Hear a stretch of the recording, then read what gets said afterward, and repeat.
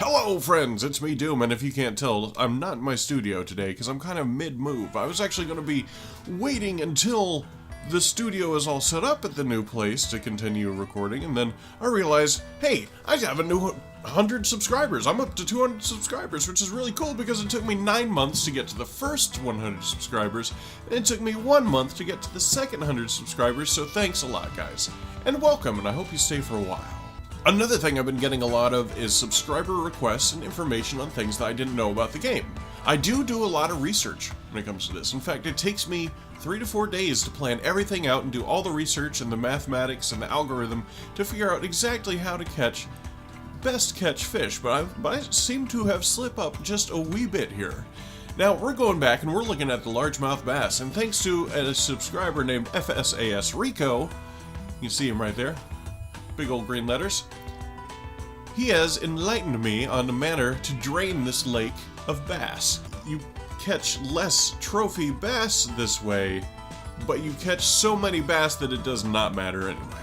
Joining me, I've got a special guest today. This is Mr. Colton. He decided he wanted to come check out and see what a YouTube video recording looks like. Say hi, Colton. Hi. That's Colton. And if you hear some rumbling in the background, there's also a rodent in the room named Slappy, and she is a squirrel. Obviously in a cage, but, yeah. Alright, so today I'm going to be breaking it down to 3 simple steps, just like I always do. We're going to be talking about location first, then we're going to be talking about gear, then we're going to be talking about the retrieve.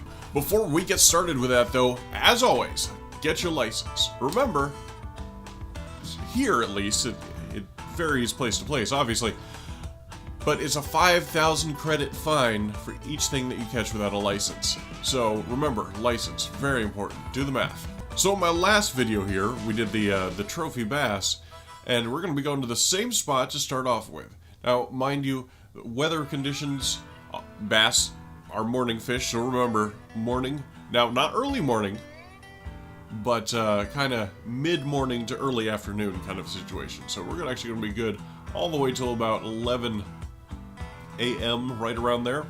Now, about that lure, let's talk about that gear, shall we? Now, first off, I want to mention, you don't need this setup for this. This is a little bit of an overpowered setup, but here's my suggestion for you guys. Bring something that can handle at least 8-pound test line. So what I have with me here is an Aurora 7.6, which can handle 3 to 10 pounds. So that's right there in that 8-pound test line weight. Brought some 8-pound test line. And the line glider, which can handle up to a max drag of 22. So obviously it can handle, 8. But the real star here is this guy right here. And he is the Spinnerbait 1/2 ounce number 2/0 lemon skirt and blade. So that's this guy right here. You're going to be using it in a very similar fashion. Let's go ahead and head out to here. We are good. We're going to be going to the great parking job, as always. Now let me show you my favorite spots, right here with these rocks. This doesn't necessarily have to be your spot, and everybody has their own favorite spot, but this one's mine. You can use it if you like, though.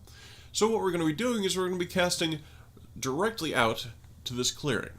Just the same as we always do in this location, just like so.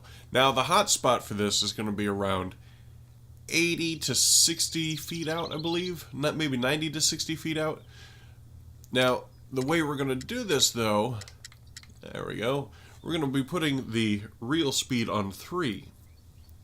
Now, normally, I'd be doing one of these guys. Just a little lift and drop off the bottom. And this does work. However, with a little bit of research that I've done, in comparisons, what works even better is a stop and go. It works the same way, the same principles apply. The bass see the shiny object and follow it as it bounces along enticingly. So, without further ado, let's get to it.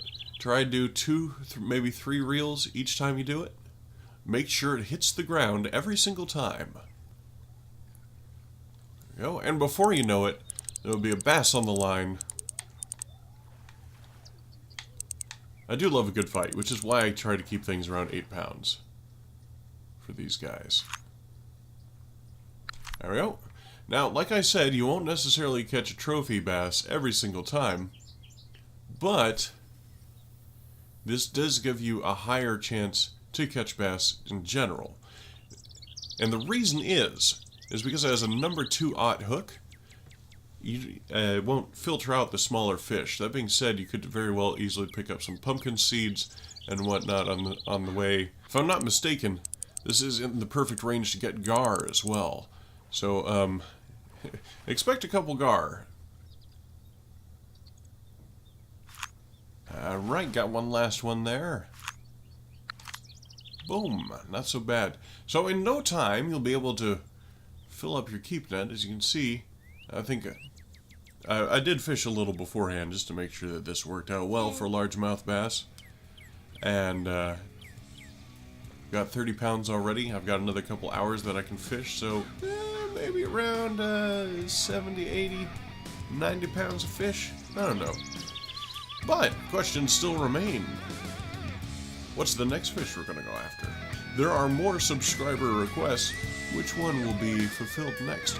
Find out the answers to those and more. You want to do the outro? You know the outro? That's my VonDOOM gaming. What he said.